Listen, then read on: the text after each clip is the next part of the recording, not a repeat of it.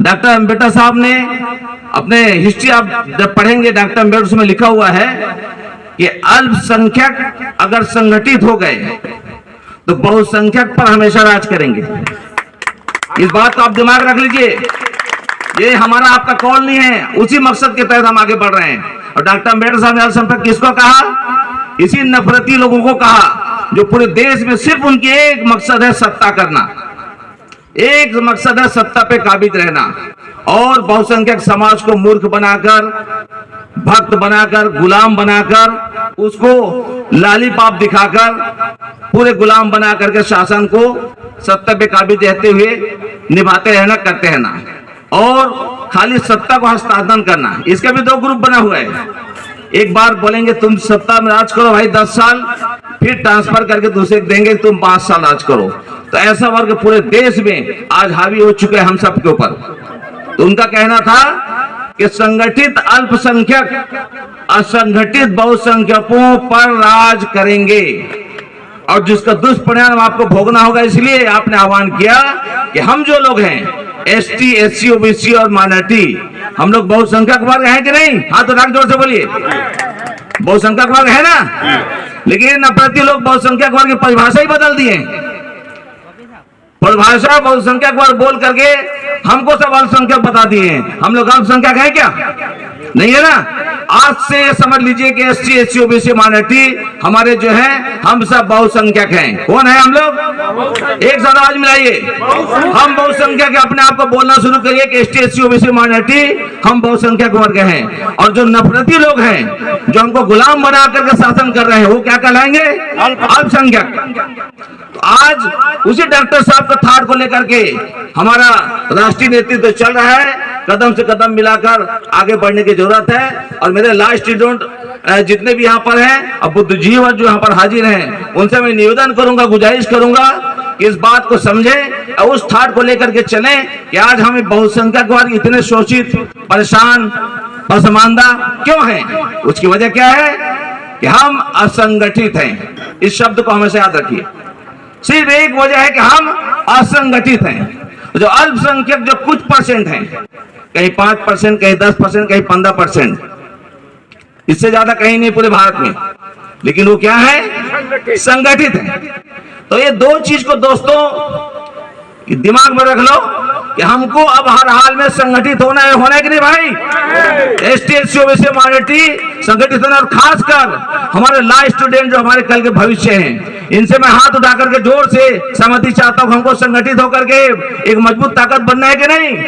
सभी स्टूडेंट हाथ उठा करके समर्थन दीजिए। बनना है तो हम एक बहुसंख्यक ला के जानने वाले। याद रखिए, एक वकील ही होता है जो सबकी नींव हिला सकता है।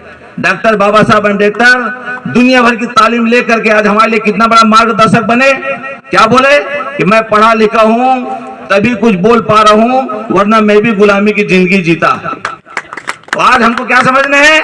हम अगर पढ़े लिखे हैं, कानून के जानने वाले हैं और इतना मजबूत संविधान हमारे देश में है, आज उस संविधान को पल पल खत्म करने की कोशिश की जा रही है। तो हमको समझना है कि उस संविधान को रक्षा करने के लिए सबसे पहले हमको शिक्षित होना पड़ेगा। होंगे कि नहीं? आज से हम ठान लें कि भले हम आधी रोटी खाएंगे लेकिन सबसे ज्यादा एजुकेशन लेंगे, शिक्षित होंगे। और शिक्षित जब हो गए, ऑटोमेटिक संगठित होने का ताकत हम में पैदा हो जाएगा। और जिस वक्त हम संगठित हो जाएंगे तो ऑटोमेटिक हम संघर्ष करने के लिए ताकतवर हो जाएंगे। होंगे कि नहीं भाई? तो संघर्ष के लिए ताकतवर कब होंगे हम? जब हम संगठित हो जाएंगे। आज उसकी नींव यहाँ डल चुकी है। ये मील का पत्थर साबित होगा इंशाअल्लाह आने वाले वक्त के लिए।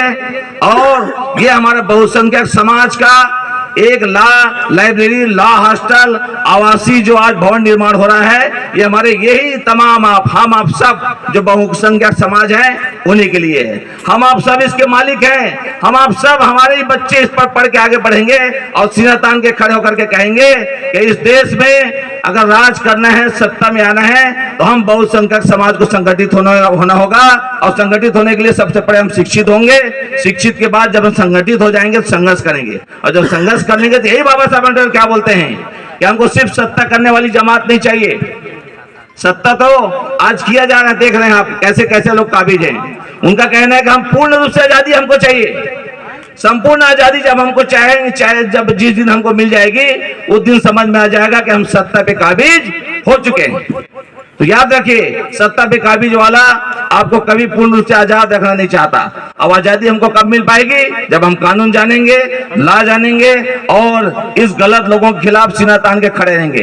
नीचे कोर्ट से लेकर के हाई कोर्ट, सुप्रीम कोर्ट तक जब हमारे नुमाइंदे रहेंगे।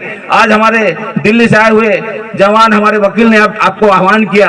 आज मैं चाहता हूँ हमारा नौजवान लड़का, जब आप पढ़ के निकले, सिर्फ तहसील तक आप सीमित न रहें, डिस्ट्रिक्ट कोर्ट से आगे बढ़े, हाई कोर्ट तक पहुंचे, सुप्रीम कोर्ट तक पहुंचे और बिल्कुल अब जहां जहां आपकी जरूरत है उसी की नींव डाल दी गई। जहां आपको परेशानी आ रही है उसी के लिए आवश्यक और हॉस्टल इसका निर्माण किया जा रहा है। तो आज इस काम को हमको बेहतरीन तरीके से करना है और विधिवत रूप से प्रस्तावना पेश करके उसके बाद उद्घाटन भाषण होने के बाद, उद्घाटन के बाद हमारे ग्वाल साहब चीफ थे, मैं उसका एक सारांश आप लोगों के बीच में रख दिया। इसलिए आप सब लोगों से मैं आह्वान करता हूं कि हमारे साथ कदम से कदम मिला करके चलें और तन मन धन से हमारा साथ दे करके इस बहुत बृहद, बहुत बड़ा जो काम है इसको अंजाम तक पहुंचाएं। इन्हीं दुआओं और विश्वास के साथ मैं एक बात मोहरा उगा करना चाहूंगा कि हम जब जब जाएंगे लोगों के बीच में तो कुछ लोग हमें हंसोताइश करते हैं, थोड़ा सा, अरे कहाँ इतना बड़ा काम तुम कर पाओगे, तो वहां पर आपको इधर से सुन के इधर निकाल देना है। ऐसे हमारे बीच में भी कुछ लोग हैं जो आपको प्रोत्साहन, आपको आगे बढ़ने को देख के तुरंत आपको निगेटिव थॉट डालते हैं। तो निगेटिव थॉट से आपको तत्काल दिमाग से हटा देना है।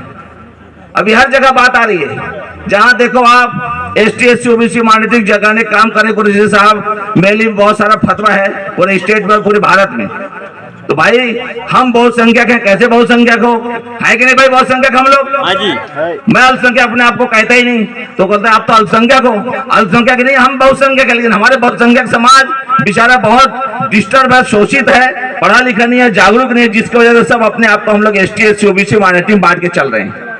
उसका खामियाजा भी हम आगे भुगत रहे हैं, क्योंकि सत्ता पक्ष में वही काबिज रह सकता है। पढ़ा लिखा आदमी अगर अपनी चतुराई से बेईमानी कर ले तो सत्ता में काबिज हो जाएगा, और एक मूर्ख आदमी अगर बहुत बड़ी तादाद में भी हो लेकिन वो हमेशा गुलाम बन के ही रहेगा।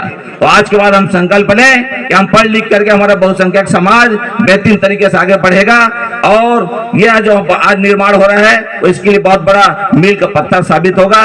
इन्हीं दुआओं और उम्मीद के साथ मैं अपनी बातों को बढ़ा देता हूँ। आप लोगों ने मैंने सुना, अब बहुत दूर दूर से आप लोग यहाँ पर तशरीफ लाए, अपना तन मन धन लगा करके आगे भी उम्मीद करता हूँ किसी तरीके से हमेशा आपका सहयोग और मार्गदर्शन मिलता रहेगा।